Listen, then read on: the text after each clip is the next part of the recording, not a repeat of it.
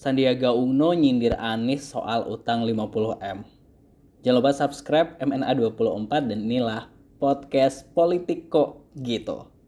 Semua orang tahu hubungan Anies Baswedan dan Sandiaga Uno ini mesra banget, apalagi saat pilkada di Jakarta 2017 silam. Ya gimana nggak mesra, keduanya memang menjadi salah satu paslon untuk pilkada Jakarta. Dan faktanya keduanya alhamdulillah akhirnya menang. Momen-momen kebersamaan mereka, momen-momen romantis antara Sandiaga Uno dan Anies Baswedan tentu terekam jelas di media. Bisa aja searching sendiri. Nah, tapi sayangnya ini Sandiaga Uno jalan 1,5 tahun atau sekitar 2 tahunan meninggalkan Jakarta. Waktu itu Sandiaga Uno mencoba peruntungan untuk menjadi wakil presiden, di mana Sandiaga Uno ini sebelumnya menjadi wakil gubernur DKI Jakarta bersama Anies Baswedan. Nah, akhirnya kita tahu juga, sama-sama tahu bahwa Sandiaga Uno yang berpasangan dengan Prabowo Subianto harus kalah di Pilpres 2019 dan kini Sandiaga Uno menjabat sebagai Menteri Pariwisata Ekonomi Kreatif Republik Indonesia. Hubungan mereka selama ini adem ayem terlihat, namun kok tiba-tiba ada sebuah berita headline gitu kan, tiba-tiba Sandiaga Uno menyindir atau menyenggol, mungkin ya bahasa ininya, menyenggol Anies Baswedan terkait perjanjian, terus terkait perjanjian batu tulis, terus terkait utang 50M gitu kan ya. Nah, sebenarnya untuk itu di sebuah podcast ya, dan akhirnya dijawab juga nih oleh Anies Baswedan di sebuah podcastnya Mary Riana.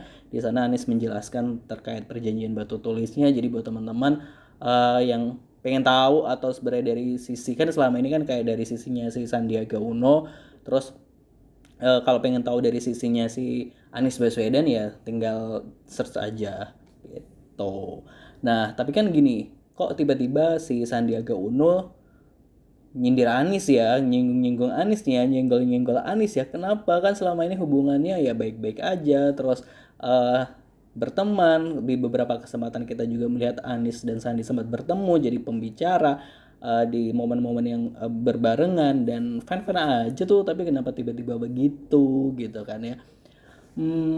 Apakah ada yang salah gitu? Dan selama ini juga Anies Baswedan kayaknya nggak pernah mengeluarkan statement tentang Sandiaga Uno seperti apa dan lain sebagainya, ya adem-adem aja ya hubungannya terlihat, ya yang terlihat di permukaan. Tapi kan kita nggak tahu politik, namanya juga politik kok gitu kan ya. Oke, nah mungkin soal Sandiaga Uno yang tiba-tiba menyentil Anies Baswedan ini banyak spekulasi yang beredar di masyarakat, banyak yang menduga-duga gitu kan. Kenapa gitu? Ya salah satu mungkin kecurigaan dari masyarakat adalah apa coba? Mungkin sama nih teman-teman juga. Mungkin kecurigaannya dari warga negara Indonesia yang lain, warga masyarakat, tentang kok tiba-tiba Sandiaga Uno ini menyentil Anies, ya mungkin karena Anies Baswedan popularitasnya makin tinggi. Nah, seperti kita tahu bahwa Anies Baswedan emang popularitasnya makin tinggi di tengah masyarakat, apalagi dia digadang-gadang menjadi bakal capres di 2024 mendatang. Dan pastinya kayaknya bukan Gerindra juga nanti yang bakal mengusung Anies. Udah jelas bahwa yang mengusung udah fix itu ada 3 koalisi dari Partai Nasdem, Demokrat, dan PKS. Sedangkan Gerindra sepertinya bakal mencalonkan Prabowo Subianto. Nah, mungkin ada hal terkait itu gitu kan ya. Ya pada akhirnya emang sih, akhirnya kebenaran atau faktanya juga berbicara bahwa terkait perjanjian batu tulis itu seperti apa udah dijelaskan sama Anies Baswedan di salah satu podcast. Dan terkait uang 50M ya sebenarnya juga udah clear kan sebenarnya, dan Sandiaga Uno juga udah sempat untuk mengeluarkan statement jika uang itu dianggap lunas. Ya kok ngeluarin statement dianggap lunas, padahal kan emang udah dari awal itu juga lunas. Kalau pilkada menang maka utangnya dianggap lunas, tapi kalau pilkada kalah maka itu akan bernilai hutang. Jadi gitu perjanjiannya. Jadi buat netizen ya slow aja, woles aja, dicari kebenarannya dulu, jangan mudah kepancing emosi, nanti cepet tua loh kalau kita mudah-mudah kepancing emosi. Slow aja, woles gitu kan ya, kita nantikan kebenarannya, maksudnya jangan mudah tersulut emosinya.